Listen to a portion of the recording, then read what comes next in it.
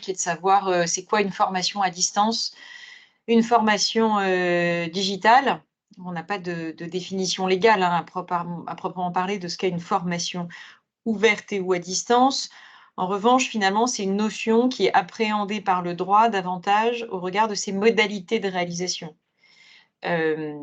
Concrètement, les dispositions du code du travail nous disent qu'on peut réaliser des actions de formation en dehors de la présence physique du formateur, et auquel cas, quand évidemment la formation est donc réalisée à distance, eh bien, elles peuvent avoir lieu de façon synchrone ou de façon asynchrone. Je prends le temps de faire ce distinguo parce qu'effectivement, vous allez voir, d'ailleurs, ça a un lien très étroit avec le recours à la sous-traitance pédagogique. En fonction de la modalité distancielle qui est retenue pour animer des formations, on voit bien que le sujet n'est pas du tout le même. Quand on est en formation synchrone, ça veut dire qu'on a bien un prof, un animateur qui est de l'autre côté de l'écran de façon simultanée avec les stagiaires.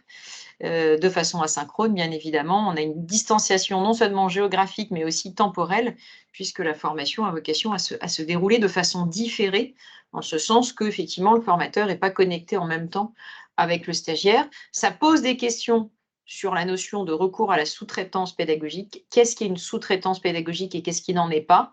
Je vais y venir dans un instant. Et puis, ça pose aussi d'ailleurs la question des pièces justificatives, des éléments probants à devoir réunir, conserver, notamment en cas de contrôle d'un financeur ou en cas de contrôle de l'administration, parce que je vous le rappelle, en tant qu'organisme de formation ou centre de formation d'apprentis, vous êtes bien soumis à un potentiel contrôle administratif et financier sur vos activités de formation. Donc, deuxième rappel là, rapidement à l'écran, la formation à distance, elle est définie juridiquement au regard de ses modalités de mise en œuvre. 3 conditions requises par les textes réglementaires. Il faut une assistance à la fois technique et pédagogique à mettre en place. Il faut informer le bénéficiaire des activités pédagogiques à réaliser à distance et leur durée moyenne, et mettre en place des évaluations qui jalonnent ou terminent l'action. Les formateurs et ceux qui assument donc ce rôle d'assistance pédagogique doivent être confiés à des personnes qui disposent des titres et des qualités en adéquation avec l'objectif visé par la formation. Ça, c'est important, c'est une disposition qui est prévue dans le code du travail et qui est notamment vérifiée par les agents de contrôle quand vous faites l'objet d'un contrôle. C'est pas qu'un sujet Calliope, c'est aussi un sujet de contrôle qui relève des prérogatives des agents de la DREETS quand vous faites l'objet d'un contrôle. C'est le seul point qui est vérifié précisément par l'administration. Vous savez que l'État ne procède pas à un contrôle sur la qualité pédagogique des actions de formation à l'endroit des OF et des CFA. En revanche, le seul point que l'administration est en droit de vérifier, c'est précisément que vos formateurs possèdent bien les titres et qualités requises pour pouvoir dispenser une formation. Ça, c'est un sujet qui, évidemment, se retrouve quand vous faites appel à de la sous-traitance pédagogique, c'est-à-dire quand vos formateurs ne sont pas vos propres salariés ou des salariés intervenant dans le cadre d'une mise à disposition ponctuelle, voire dans le cadre en tant que formateur occasionnel, eh bien, vos prestataires indépendants auxquels vous faites appel dans le cadre d'une relation de sous-traitance pédagogique vont devoir justifier de ces titres et qualités. Alors, une fois qu'on a rappelé un peu ces éléments préalables qui posent le décor de l'action de formation à distance, finalement, la question tout de suite qui nous vient, c'est celle de la définition de la sous-traitance pédagogique. Alors, juridiquement, la sous-traitance, elle est définie depuis de nombreuses années. On a une loi de 1971 qui vient nous dire ce que c'est que la sous-traitance.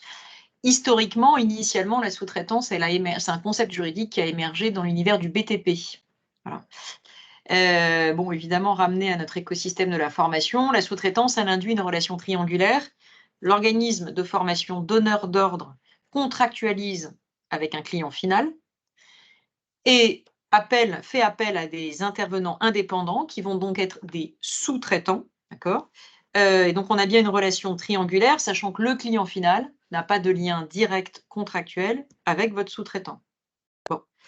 Une relation triangulaire que l'on retrouve d'ailleurs désormais de plus en plus lorsque l'organisme de formation donneur d'ordre est lui-même habilité à dispenser une formation qui prépare à l'obtention d'une certification. Souvent, dans ce cadre-là, il y a des conventions d'habilitation à former ou d'habilitation à préparer les examens qui est signée entre l'organisme de formation donneur d'ordre et l'organisme certificateur. Et là encore, en fonction des certificateurs, on peut se retrouver dans une relation triangulaire parce que certains certificateurs peuvent, le cas échéant, exiger que les sous-traitants pédagogiques auxquels fait appel l'organisme de formation co-contractant, eh bien, soient eux-mêmes soit identifiés, soit potentiellement partie à la relation contractuelle avec l'organisme certificateur. J'y reviendrai parce que c'est d'ailleurs un point précis qui est fait l'objet là d'une réglementation un peu plus contraignante dans le cadre du CPF, mais uniquement dans le cadre du CPF. Alors, sur le sujet de la sous-traitance pédagogique, il est important de bien se dire qu'il y a maintenant des règles fort contraignantes qui sont applicables dans le cadre du CPF. Et après, il y a les autres règles qui sont applicables pour tous les autres dispositifs d'accès à la formation. Il faut absolument être très vigilant pour bien distinguer les règles applicables. Il y a, dans le cadre du CPF, et uniquement dans ce cadre-là, vous avez là un couloir de nage avec des règles juridiques désormais applicables qui sont assez contraignantes quand vous faites appel à des sous-traitants pédagogiques. Bon, j'y reviendrai, vous allez avoir 2-3 slides sur le sujet. Ces règles-là, elles ne sont applicables que dans le cadre du CPF et pas dans les autres dispositifs d'accès à la formation. Je pense que ça, c'est quand même un point qui est important de le rappeler parce que je crois comprendre qu'il y a parfois un peu des confusions. Voilà, donc ça, c'est un rappel préalable qui est important. La sous-traitance pédagogique, une fois qu'on a défini ce qu'était que la sous-traitance, c'est quoi la sous-traitance pédagogique par rapport à de la sous-traitance qui n'en serait pas? Par exemple, d'ailleurs, de la sous-traitance de conception de support pédagogique ou de la sous-traitance purement administrative. C'est important de le distinguer, vous allez voir pourquoi. La sous-traitance dite pédagogique, c'est celle qui permet à, évidemment, à un intervenant de pouvoir faire de l'animation pédagogique. Et ces séquences d'animation, qu'elles soient réalisées en présentiel ou à distance, évidemment, elles sont valorisées comme telles dans le parcours pédagogique, dans l'objet du programme de formation. Et évidemment, lequel programme de formation fait bien l'objet donc d'une contractualisation dans le cadre d'une convention de formation ou dans le cadre d'un contrat de formation entre l'OF donneur d'ordre et le client final. Donc, c'est bien ça, la sous-traitance pédagogique. Évidemment, quand on est en séquence asynchrone, ça renvoie à la notion d'assistance pédagogique, puisque quand je suis en formation asynchrone, je n'ai pas de prof derrière l'écran de façon simultanée. Donc, finalement, mon sous-traitant pédagogique, il est incarné par ce rôle d'assistance pédagogique qui va consister à traiter les questions en différé d'ordre pédagogique qui sont posés par le stagiaire, voire des échanges réalisés de façon différée, là encore, entre le formateur et le stagiaire. À l'inverse, la sous-traitance dite non pédagogique, c'est quoi? Eh ben, c'est, alors évidemment, toute la partie péripédagogique, si j'ose dire, c'est-à-dire la partie administrative liée à la gestion de la formation, réservation des salles, gestion des processus d'inscription, prestations de commercialisation aussi d'ailleurs, qui peuvent être en tout ou partie confiées à des prestataires externes, dans le cadre d'une sous-traitance. Les prestations de conception pédagogique, donc d'ingénierie pédagogique, quand on conçoit, des supports vidéo, des quiz, toute l'opération aussi qui consiste effectivement à élaborer les supports d'évaluation, qui jalonnent le parcours, voire qui sanctionnent la formation. Là, on est vraiment dans le processus de conception des contenus pédagogiques ou des contenus liés aux évaluations, et bien là, on n'est pas dans de la sous-traitance pédagogique parce qu'on fait appel à des concepteurs et on est vraiment sur la phase amont. Voilà, de la même façon, les prestations de certification à proprement parler, c'est-à-dire des personnes tierces, des sous-traitants, là encore, potentiellement, qui auraient vocation, par exemple, à participer à un jury d'examen, à corriger des copies, eh ben, on n'est pas sur un rôle de formateur à proprement parler, puisqu'il n'y a pas d'interaction directe avec le stagiaire.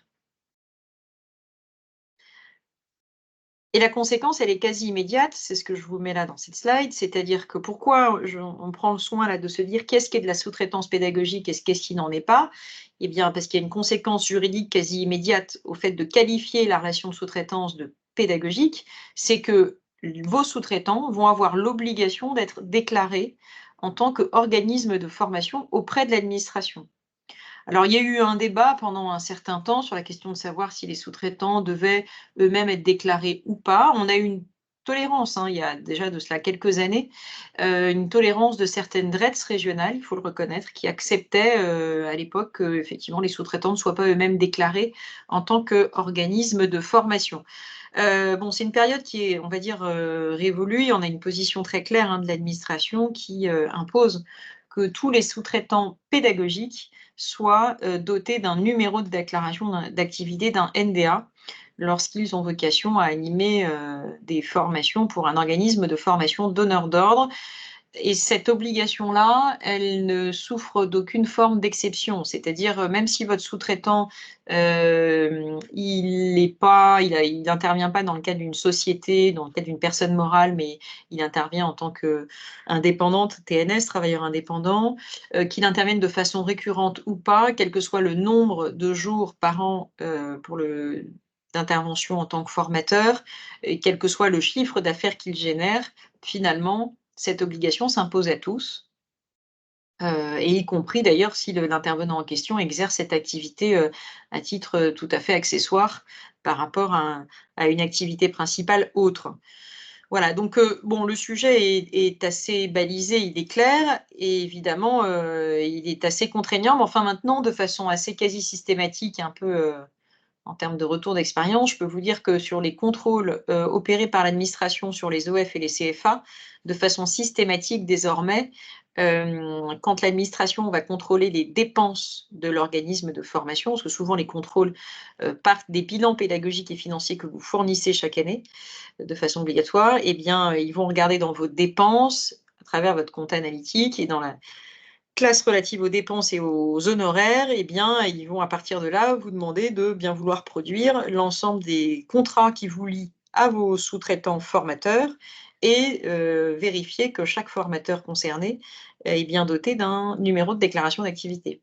Et le fait que le sous-traitant ne soit pas doté d'un NDA et ou ne soit pas lié à un contrat de sous-traitance pédagogique avec l'organisme de formation contrôlé est un motif de rejet de vos dépenses de formation, dépenses au titre, hein, des honoraires que vous versez à vos prestataires intervenants. Voilà, donc j'insiste un peu, mais c'est vrai que ce point-là, il est important de bien l'intégrer parce qu'il s'applique à tous les OF et tous les CFA, quel que soit le dispositif d'accès à la formation, qui est mobilisé, hein. Là, qu'on soit dans le cadre du CPF, d'un contrat de pro ou d'une formation au titre du plan de développement des compétences d'une entreprise, il faut effectivement, quand vous faites appel à des sous-traitants, à bien s'assurer qu'ils soient tous dotés d'un NDA. Voilà, donc ça, c'était le cadre, on va dire, le socle commun applicable à tous les OF et tous les CFA, en lien avec les risques de contrôle dont vous pouvez faire l'objet, par l'administration au titre de vos activités de formation. Aurélia, je propose peut-être de continuer, on prend les questions à la fin? C'était ce qu'on s'est dit, hein, on va C'est ce prendre qu'on les s'est dit, questions à ouais, la tout à fin. fait. Très Donc bien. voilà, je te laisse, poursuivre.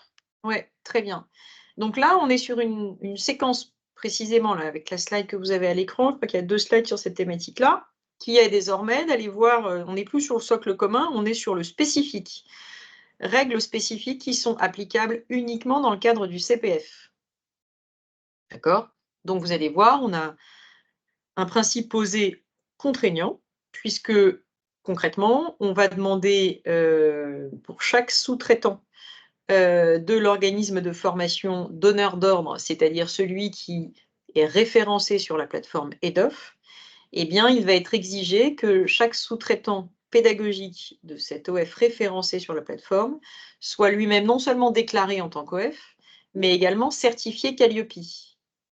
Voilà, donc ça, c'est le principe. On a des tempéraments ou des dérogations qui sont prévues par, le décret, hein, qui a été, publié en fin d'année dernière. Hem, Décret du 28 décembre 2023 qui s'intitule «Portant diverses mesures relatives au CPF ainsi qu'au bilan de compétences et visant à lutter contre la fraude à ce compte et interdire le démarchage de ses titulaires». Bon, donc ce décret de fin d'année dernière est venu effectivement changer la donne dans le cadre du CPF puisqu'il renforce très clairement les conditions de recours par un OF référencé sur la plateforme à des sous-traitants pédagogiques. Le principe, c'est chaque sous-traitant doit être certifié Qualiopi, sauf, notamment pour les 2 cas que vous avez là à l'écran, lorsque le sous-traitant personne physique réalise un chiffre d'affaires qui ne dépasse pas 77 700 000 € par an et qu'il relève du régime microsocial, eh bien, dans ce cadre-là, il n'aura pas l'obligation d'être lui-même certifié Calliope. Donc, pour la certification Calliope, ça, c'est la seule exception, on va dire, qui a été prévue par le décret. En outre, quand vous faites appel à des sous-traitants pédagogiques, ces sous-traitants peuvent ne pas être eux-mêmes habilités par l'organisme certificateur lorsque vous dispensez des formations certifiantes, dès lors que vous les faites intervenir sur une partie de la formation qui ne correspondrait pas elle-même à un bloc de compétences.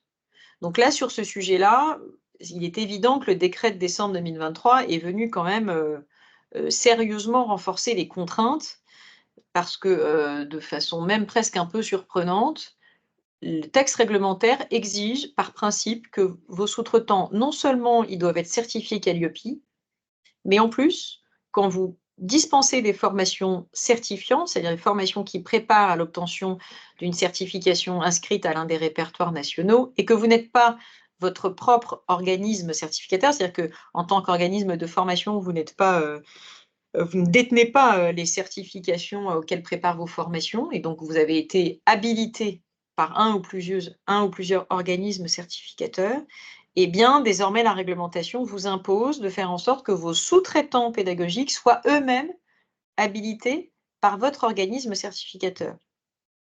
Ce qui est quand même très, très exigeant parce que, par principe, la relation de sous-traitance suppose que c'est vous qui êtes responsable évidemment, des prestations qui sont assurées par votre sous-traitant et qui fait un peu écran, si j'ose dire, vis-à-vis de l'organisme certificateur avec lequel vous avez contractualisé. Bon, enfin, voilà, la nouvelle réglementation est ainsi faite que, on peut dire qu'elle cherche à clairement, contraindre, voire, peut-être, restreindre davantage le développement de ces activités de formation dans le cadre du CPF, hein, clairement. Donc, le principe, c'est donc que des sous-traitants dans le cadre du CPF soient eux-mêmes certifiés Calliope, soient eux-mêmes habilités par l'organisme certificateur auquel préparent vos formations, indépendamment du fait que vous avez été vous-même, en tant qu'organisme de formation référencé sur la plateforme, bien habilité par l'organisme certificateur, mais il faut quand même que vos sous-traitants le soient eux aussi, sauf si vous les faites intervenir de façon partielle sur certaines séquences de formation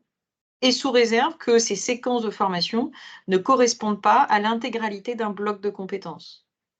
Bloc de compétences qui, je vous le rappelle, hein, structure évidemment le référentiel de certification puisque désormais, chaque certification inscrite au RNCP est décomposée par bloc. Alors d'ailleurs, ça ne concerne précisément que les certifications inscrites au RNCP puisque, je vous le rappelle, dans le cadre du répertoire spécifique, les certifications ne sont pas nécessairement composées et structurées sous la forme de blocs.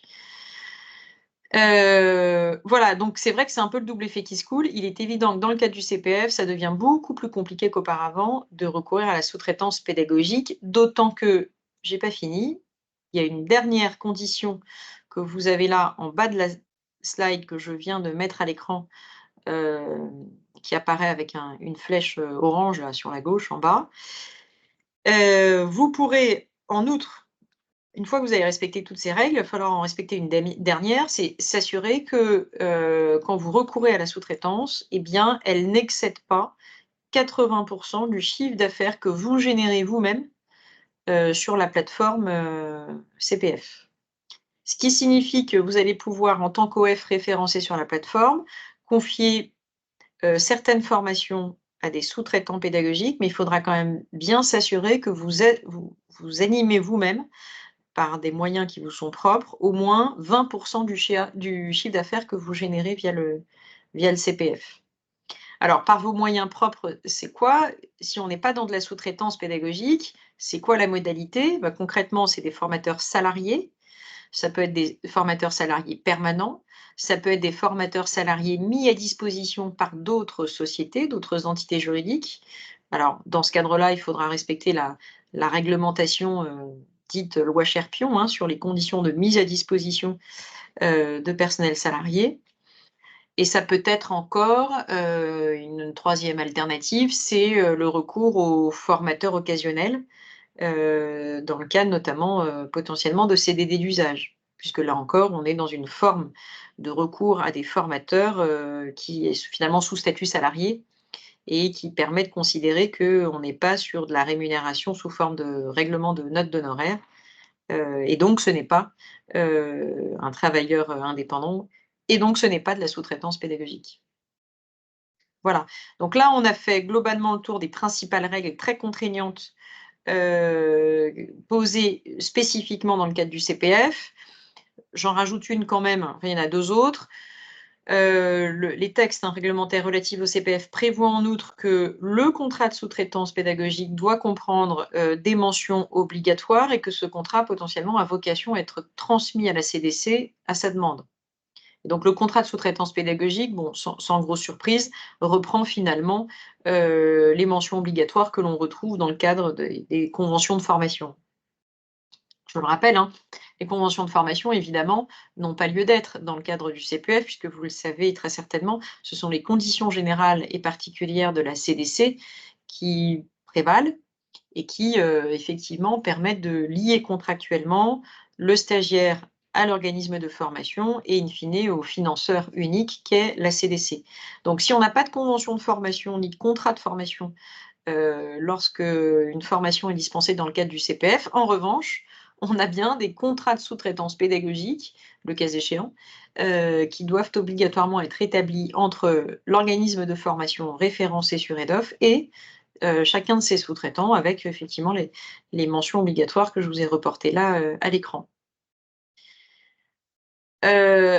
Enfin, une dernière règle, là aussi très contraignante, on va dire, limitante, pas le droit de recourir à des sous-traitants qui auraient été par ailleurs déréférencés sur la plateforme. Bon, ça fait plutôt sens.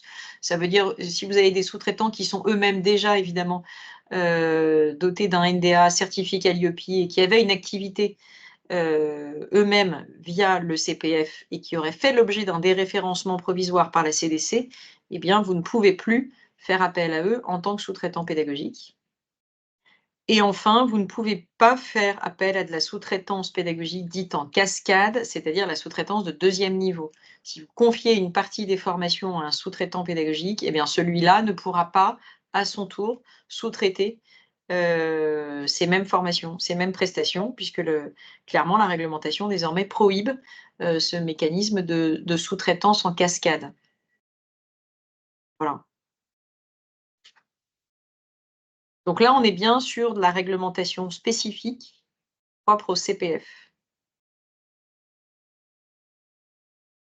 L'épreuve, en cas de contrôle, petit détour par ce qui me paraît important d'évoquer, d'autant qu'on a une évolution là aussi de la réglementation. Je vous ai mis à l'écran un décret qui date du 28 décembre 2023, qui n'est pas le même que celui que je vous ai cité tout à l'heure, qui était relatif effectivement à l'encadrement de la sous-traitance dans le cadre du CPF. Ce 2e décret, lui aussi daté du 28 décembre, est un petit peu différent puisqu'il est venu, d'abord il ne concerne pas du tout que le CPF, il concerne tous les dispositifs d'accès qui ont vocation à être financés sur les fonds de la formation professionnelle, notamment, et qui vient finalement renforcer les prérogatives des financeurs de la formation, notamment lorsqu'ils ont vocation à réaliser des contrôles de services faits. Donc dans le cadre, d'abord rappelons le premier contrôle, le premier niveau de contrôle que vous êtes amené potentiellement à subir, si j'ose dire, enfin contrôle auquel il faut vous soumettre, c'est le contrôle administratif et financier que les DRETS peuvent réaliser sur vos activités de formation. Et bien dans ce cadre-là, vous devez démontrer que chaque sous-traitant auquel vous faites appel est régulièrement déclaré en tant qu'organisme de formation et que vous êtes lié à celui-ci par un contrat de sous-traitance. Voilà. Ça, c'est ce que je vous ai évoqué tout à l'heure. Désormais, hein, retenez quand même que les agents de contrôle demandent de façon assez systématique ces éléments-là, et c'est vraiment ce qu'ils vérifient en premier lieu. Et d'ailleurs, au passage, ils vérifient aussi qu'une fois que vous avez produit la liste de vos contrats de sous-traitance pédagogique et qu'on s'est bien assuré que chaque sous-traitant était doté d'un NDA, l'administration va aussi vous demander de produire potentiellement les justificatifs qui permettent de démontrer que les titres et diplômes détenus par chaque formateur correspondent bien aux items de formation que vous leur avez confiés, hein. Voilà. Donc ça va jusque-là, ça ne va pas au-delà, mais le contrôle de l'État va jusque-là, s'agissant du contrôle de votre corps professoral, si j'ose dire, hein, du vivier de formateurs que vous faites, intervenir. Donc ça, c'est le premier type de contrôle, auquel vous êtes exposé. Deuxième niveau de contrôle, d'un autre type, c'est les contrôles qualité et contrôles dits de services faits, les CSF, qui sont réalisés par les organismes financeurs. Donc là, on a quand même, quelques nouveautés depuis ce décret du 28 décembre 2023, puisque concrètement, on est venu renforcer les prérogatives des financeurs, notamment des OPCO, et plus spécifiquement d'ailleurs dans le cadre de l'apprentissage, parce qu'il faut reconnaître que jusqu'alors, les CFA bénéficiaient quand même d'une présomption, si j'ose dire, de bonne réalisation, de bonne fin des prestations, de formation par apprentissage qu'ils assuraient.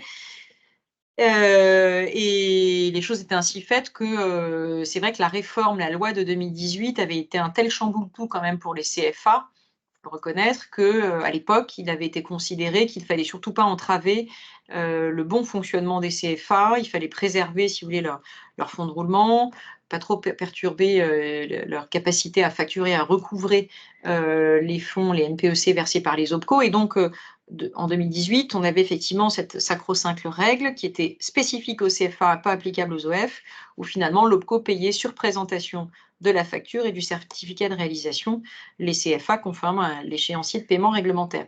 Les choses ont changé depuis le décret de décembre 2023. Concrètement, l'OPCO peut demander aussi bien à l'organisme de formation qu'au CFA tout document complémentaire qui lui permet de vérifier que la formation a bien été réalisée et qu'elle est juridiquement conforme. Et ça, il peut le faire à tout moment. C'est-à-dire qu'il peut, au moment de la réception de la facture de l'OF ou du CFA, il peut demander des pièces complémentaires, pas uniquement en cas d'anomalie ou en cas de plainte. Ça peut être aussi un contrôle aléatoire et un process d'audit interne de l'OPCO qui décide que pour tel dossier, à ce moment-là, il va demander des pièces complémentaires. Donc évidemment, ça peut avoir une incidence sur votre trésorerie, hein, sur votre capacité à recouvrer vos factures, que vous soyez OF ou CFA. Et parmi ces documents complémentaires, évidemment, on peut retrouver le fait qu'un OPCO vous demande de façon tout à fait fondée eh bien, les mêmes documents que l'État dès lors que vous faites appel à des sous-traitants pédagogiques. C'est-à-dire, si c'est un sous-traitant qui a animé la formation, est-ce qu'il était bien doté d'un NDA et est-ce que, le cas échéant, il y avait bien un contrat de sous-traitance pédagogique? Voilà. Donc ça, il faut l'avoir bien en tête, effectivement. Ça change quand même un petit peu la donne. Et au titre du contrôle qualité réalisé par les financeurs, notamment les OPCO, ce qui a changé avec le décret de 2023, c'est qu'auparavant, l'OPCO pouvait faire des signalements auprès du ministère du Travail. Désormais, l'OPCO peut faire des signalements directement auprès de votre organisme certificateur Calliope, auprès de qui vous avez obtenu la certification. Voilà. J'en terminerai par quelques illustrations de jurisprudence. C'est toujours intéressant de voir cela de façon un peu plus spécifique autour évidemment des formations à distance. Ce qui nous laissera le temps quand même de prendre vos questions, parce que je suppose que vous en avez beaucoup. Donc c'est pour ça que j'ai volontairement un peu resserré mon propos, mon topo. Donc, en matière de jurisprudence, quelques décisions de justice, quelques jugements, notamment du tribunal administratif, qui commencent à émerger, dans le cadre des formations à distance, notamment des formations à distance réalisées dans le cadre du CPF. Là, on avait effectivement, dans cette décision qui a été rendue le 19 septembre 2023, donc vous voyez, c'est quand même assez récent, eh bien, des formations qui avaient été dispensées en e-learning dans le cadre du CPF et la CDC qui avait effectivement in fine déréférencé l'organisme de formation, considérant qu'il n'y avait pas d'assistance technique et pédagogique pour accompagner de façon appropriée les stagiaires. On était notamment sur des séquences, pour beaucoup d'entre elles, qui étaient asynchrones, La CDC est depuis là quand même un certain temps, précisément rentrée sur ce sujet des formations à distance, en particulier quand il y a des séquences qui sont réalisées de façon asynchrone et on a quand même là des services de contrôle de la CDC qui sont désormais assez affûtés pour aller vérifier précisément, et apprécier, hein, les éléments probants que vous êtes en mesure de produire, quand vous faites des formations digitales, en particulier quand elles sont réalisées de façon, asynchrone. Voilà, une autre décision du tribunal administratif de Toulouse qui date du mois de novembre 2023, qui est assez intéressante là aussi parce que, on était sur une absence, de justificatif pertinent, permettant de démontrer que la formation à distance avait bien eu lieu.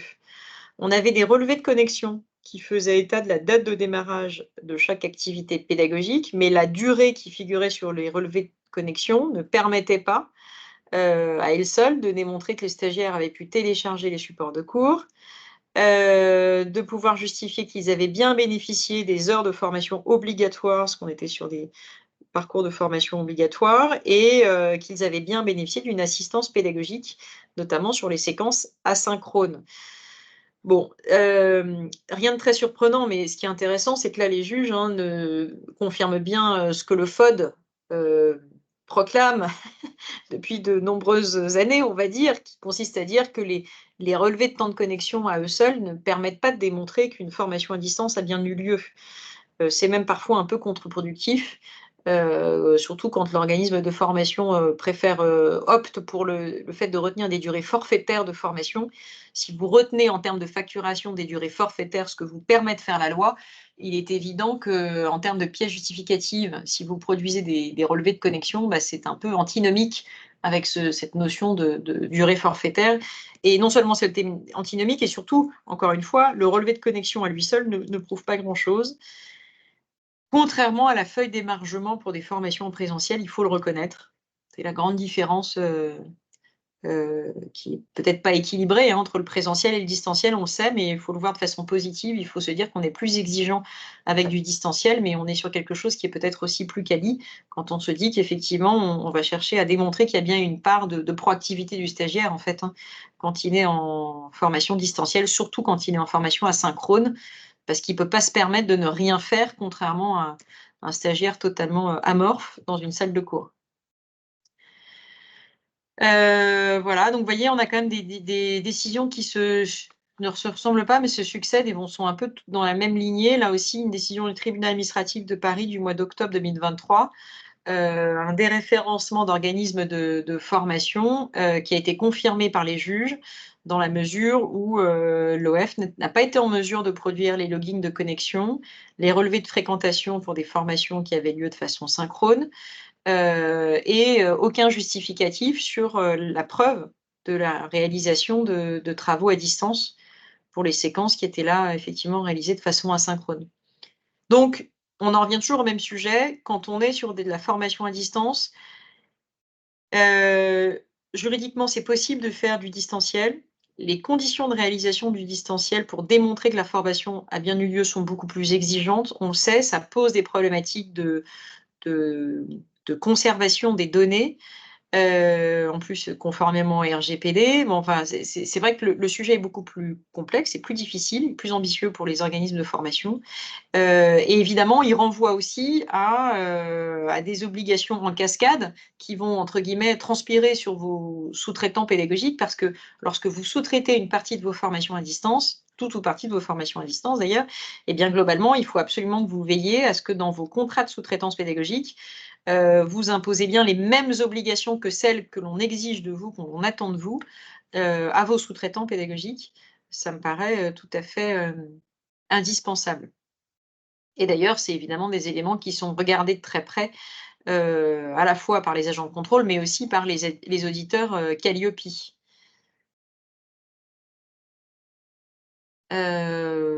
Voilà ce que je pouvais vous dire, sur la thématique Un et peu il un est midi sujet, 10, inépuisable. inépuisable, Ah, tout à je fait. pense, vu le nombre de questions. Oui, aïe, aïe. Je sais Alors, pas. on les prendra certainement pas toutes, mais on va déjà peut-être, prendre les grandes thématiques qui apparaissent. Donc, au fil des questions, on voit bien, c'est quand même de repointer un peu plus effectivement, le périmètre de la sous-traitance. Donc, il y a une question qui revient à plusieurs reprises, c'est pour les formateurs qui sont basés en dehors de France. Peut-on travailler en sous-traitance avec, des formateurs qui sont à l'étranger? Alors, oui, vous le pouvez bien sûr, fort heureusement d'ailleurs, sinon on aura un petit problème avec notre droit européen. Alors oui, vous le pouvez. En revanche, la même réglementation s'applique à ces formateurs sous-traitants étrangers, ce qui signifie que les sous-traitants étrangers, doivent eux aussi être dotés d'un numéro de déclaration d'activité.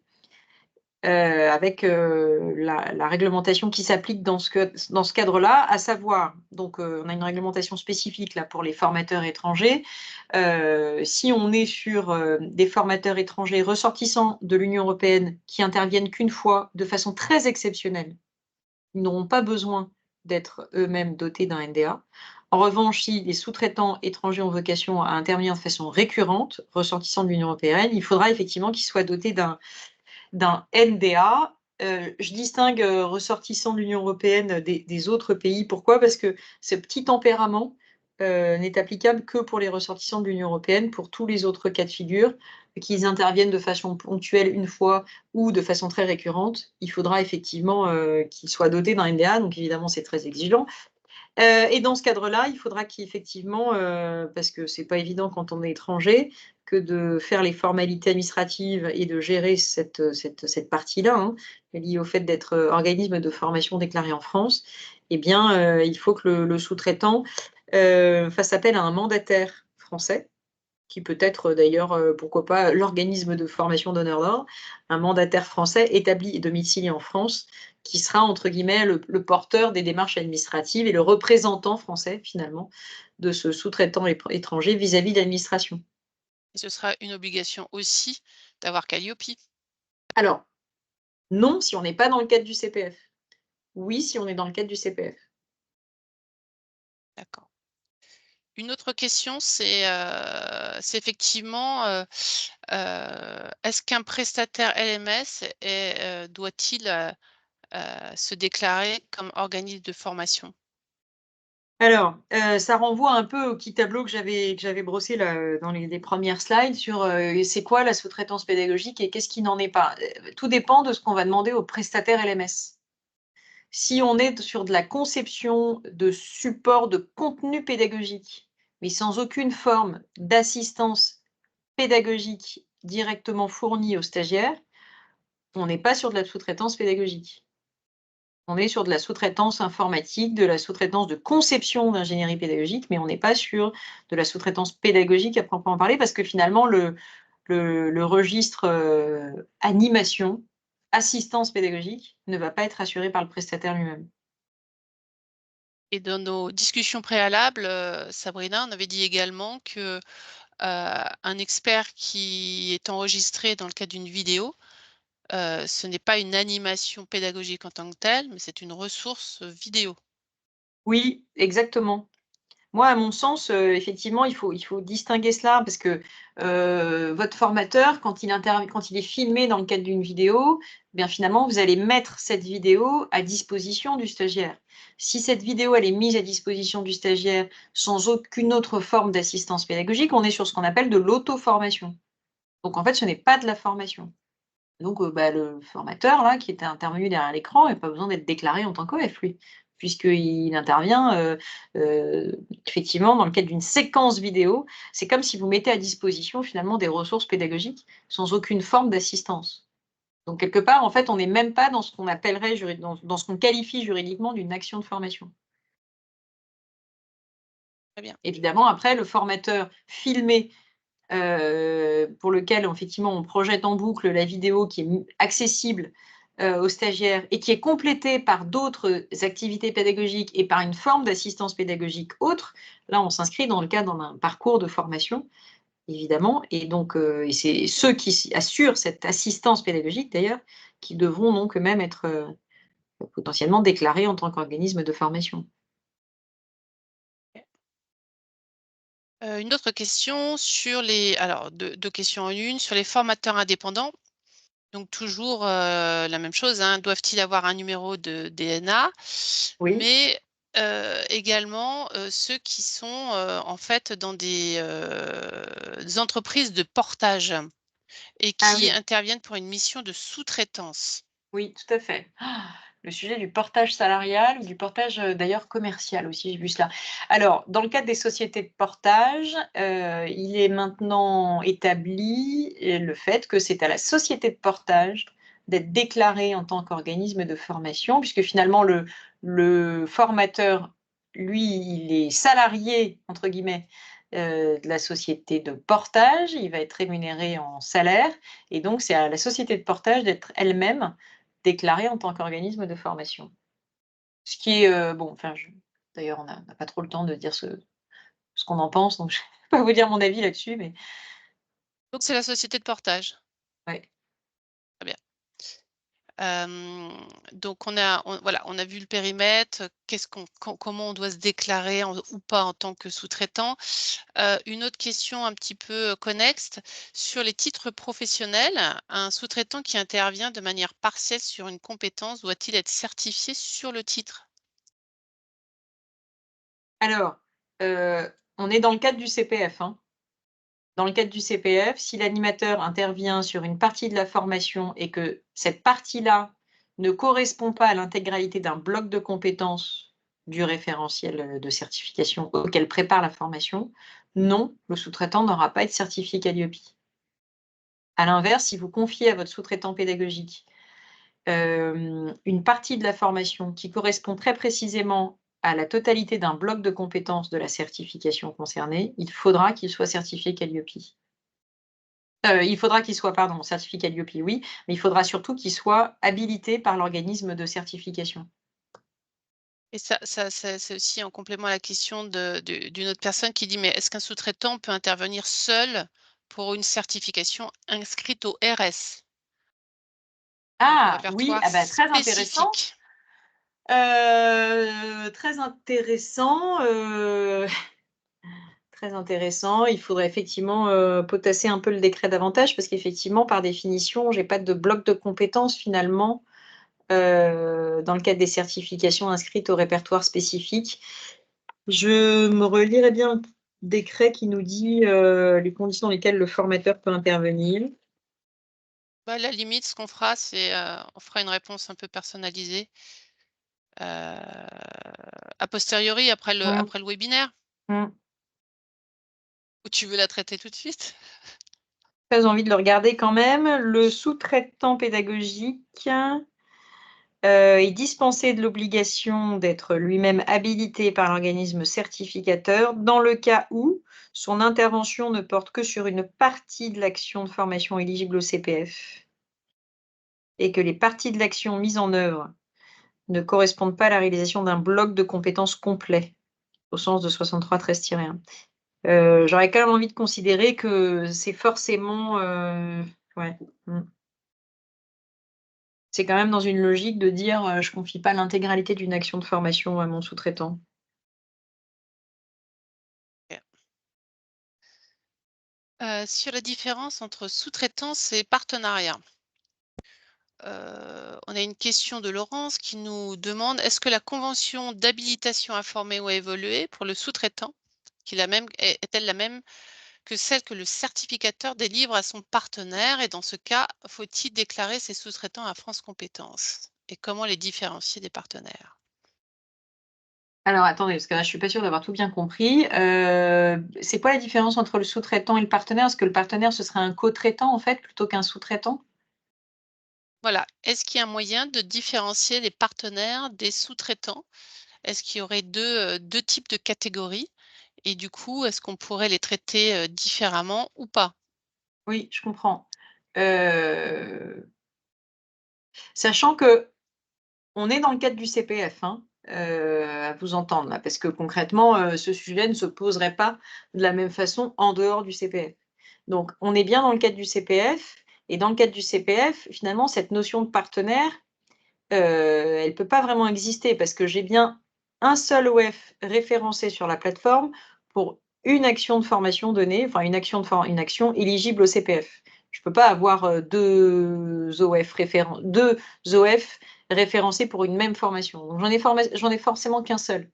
Donc ce que je veux dire par là, c'est comme j'en ai forcément qu'un seul, à partir de ce moment-là, la notion de co-traitance ou de partenaire pédagogique, elle n'existe pas dans le cadre du CPF. Je suis forcément, si c'est moi l'organisme de formation référencé sur la plateforme EDOF, je suis forcément dans une relation contractuelle de sous-traitance avec des partenaires parce que c'est moi qui encaisse les sous de la CDC. Et donc, c'est moi qui suis le porteur de la formation et qui suis seul responsable vis-à-vis des tiers, entre guillemets. Même si, finalement, ces obligations renforcées autour des sous-traitants posent quand même sérieusement la question de la responsabilité assumée par l'OF donneur d'ordre parce que finalement, on lui fait tellement pas confiance qu'on impose les mêmes obligations à ses sous-traitants, y compris dans cette démarche d'habilitation par les organismes certificateurs, ce qui me paraît un peu ubuesque. Mais bon, bref, quoi qu'il en soit, ce que je veux dire par là, c'est que finalement, l'OF référencé, il ne peut pas avoir de co-traitant ou de partenaire dans le cadre du CPF. Ces partenaires pédagogiques doivent forcément être appréhendés comme des sous-traitants pédagogiques dans le cadre du CPF. OK. Une autre question, c'est autour, voilà, des limites en termes de, pourcentage de CA. Parce que tu disais que voilà, le Oui, recours à la sous-traitance doit se faire dans la limite de 80 du du CA, CA. mais on a parlé aussi ensuite de blocs de compétences. Ouais. Donc, qu'est-ce que tu peux nous faire la distinction entre les 2? Et ben, la distinction, c'est en fait, c'est 2 conditions qui se cumulent. C'est C'est cumulatif. Elles sont cumulatives, c'est pas alternatif, Donc c'est premièrement, je sous-traite, alors, la première condition qui est relative à la capacité de sous-traiter tout ou partie de une partie de l'action éligible au CPF, dès lors qu'elle correspond pas à la réalisation d'un bloc de compétences complet. Il faut déjà observer que c'est une condition qui ne s'applique que dans le cas des actions de formation certifiantes et pas à l'accompagnement VAE, ni, au bilan de compétences, par exemple, qui sont, tout autant, des actions de formation, éligibles, des actions, qui ne sont pas des actions de formation, pardon, mais des actions qui sont bien éligibles au CPF. Donc déjà, c'est une condition qui ne s'applique que de façon spécifique à certaines catégories d'actions éligibles au CPF. Et c'est une condition qui doit être, respectée, auquel s'ajoute la deuxième condition, qui, elle, s'applique quelles que soient les actions éligibles au CPF, dispensées, à savoir, au global, en fin d'année, il faut que l'OF référencé sur la plateforme s'assure que, il y a au moins 80 de son CA, il y a au moins 20 de son CA, pardon, généré via la plateforme, qui a été assuré par ses moyens propres, sans recours à la sous-traitance pédagogique. Ce qui signifie donc que concrètement, désormais, on ne peut plus faire de la sous-traitance pédagogique intégrale dans le cadre du CPF. Ça, c'est clair. Et c'est vrai que je veux bien croire que les OF pilotent un peu à vue parce que cette notion de 20 minimum assuré en propre, on n'est pas sur du déclaratif, on est sur quelque chose et c'est une obligation de résultat pour vous, donc il faut pas se louper, il faut être à peu près sûr quand même par avance que, au moins 20 de votre CA sera bien généré par des formations assurées en propre. Merci. Il y avait une question aussi très pratique. Comment peut-on vérifier le sous-traitant? Que le sous-traitant a un numéro de déclaration? Est-ce Ouais, que, vous avez un le site, SIRET, Sirène, Cabis suffit ou il y a un site dédié pour ça? il y a un site dédié qui vous permet de consulter la liste de tous les OF, dotés d'un NDA. On vous l'enverra avec, Aurélia. D'accord. Je vous enverrai le lien. Hem,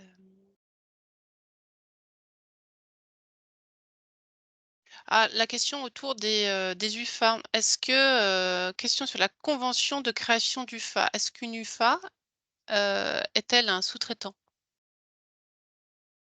Alors, une UFA n'est pas un sous-traitant puisqu'on distingue les conventions d'UFA des conventions de sous-traitance pédagogique dans le cadre de l'apprentissage. Hem, sur ce point-là, moi, je relève une incohérence totale d'ailleurs qui figure dans je crois que c'est dans le précis de l'apprentissage, où l'administration du travail la DGEFP avait précisé que, heu, dans le cadre de l'apprentissage, l'entreprise sous-traitante pédagogique n'a pas besoin d'être déclarée en tant qu'organisme de formation. Bon, donc là, autant vous dire que ça nous plonge dans un abîme de perplexité. Voilà, mais on va se dire que c'est ça là, on a une petite incohérence quand même malgré tout, sur la thématique de l'apprentissage. Quoi qu'il en soit, il faut bien distinguer effectivement les conventions d'UFA des conventions de sous-traitance pédagogique, parce que d'ailleurs, c'est une distinction qui est posée par le code du travail, hein.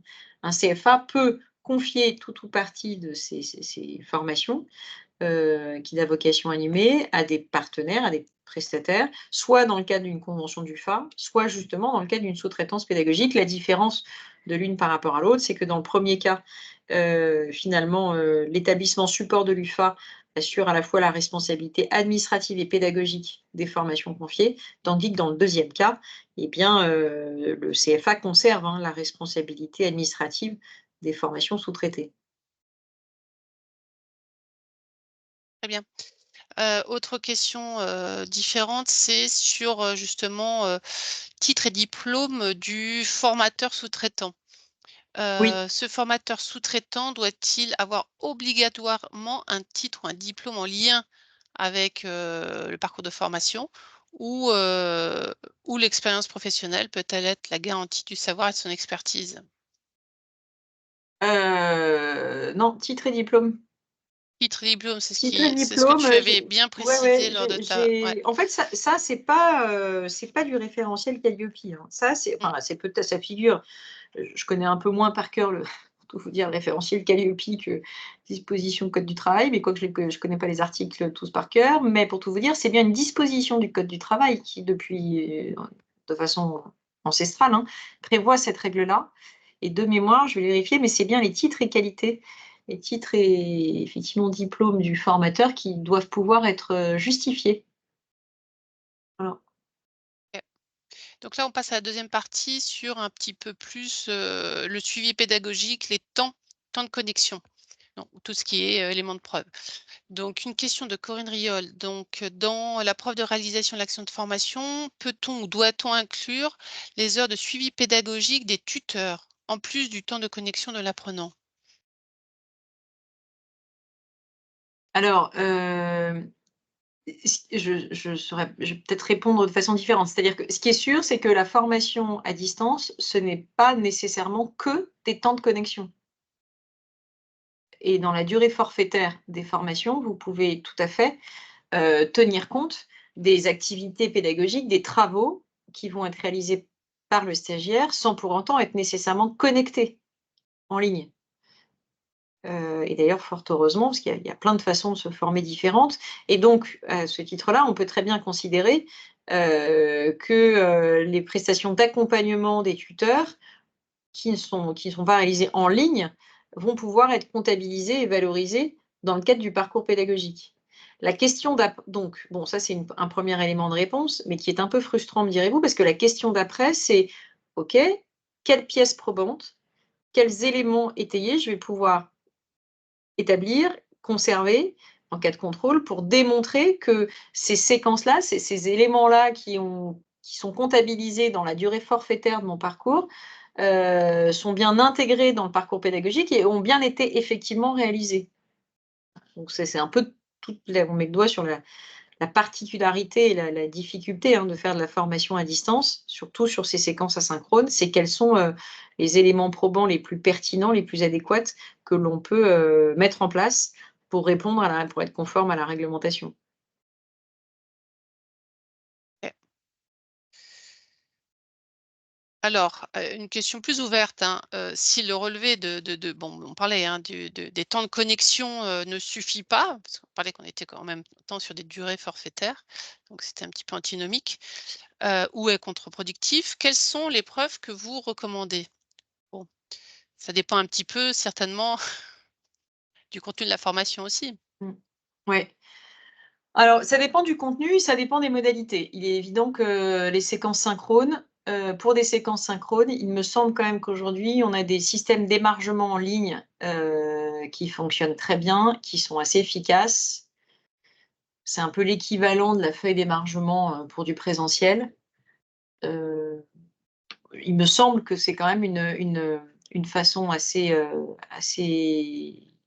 efficace et adéquate de démontrer que les séquences ont bien eu lieu. Pour les séquences asynchrones, je pense qu'il faut plutôt raisonner selon une logique de faisceau d'indices. C'est-à-dire, c'est pas forcément un seul et même document, mais plutôt un ensemble d'éléments qui vont permettre de démontrer que ma durée forfaitaire de 2 heures, elle a bien été topée, elle a bien été réalisée, parce qu'effectivement, j'ai un ensemble d'éléments qui permettent de démontrer que. Et là, il est évident que c'est la qualité de la plateforme LMS utilisée par le prestataire qui va certainement contribuer quand même, hein, à convaincre le contrôleur, l'auditeur, de ce que oui, effectivement, on a bien un parcours pédagogique avec des séquences, des activités pédagogiques qui ont été réalisées éventuellement hors ligne et de façon asynchrone et qui ont bien été réalisées. Donc évidemment, c'est la capacité pour l'organisme de formation à montrer, à démontrer qu'il y a eu des visionnages de vidéos, donc beaucoup de matériaux pédagogiques. Mais là encore, donc les matériaux pédagogiques, c'est une chose, les contenus pédagogiques, ça c'est très important, mais encore faut-il démontrer que les contenus pédagogiques ont été effectivement utilisés par les stagiaires. Donc ça peut être des éléments de preuve autour des connexions à la plateforme par le stagiaire pour effectivement attester de ce qu'il a accédé à des contenus, et puis surtout les activités pédagogiques qui vont probablement se traduire par des mini-séquences de quiz, des vals, des échanges via un chat, tout ce qui permet de démontrer qu'il y a une activité effective du stagiaire.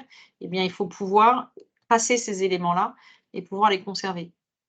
Ça repose toujours la même question qui est comment je trace, comment je conserve ces datas et finalement quel est le meilleur outil? Parce que là, c'est en fait, concrètement, c'est le droit rencontre très vite le sujet des performances, digitales. Quel est le meilleur outil digital que je vais pouvoir utiliser pour répondre à ces exigences réglementaires? Bah, écoute,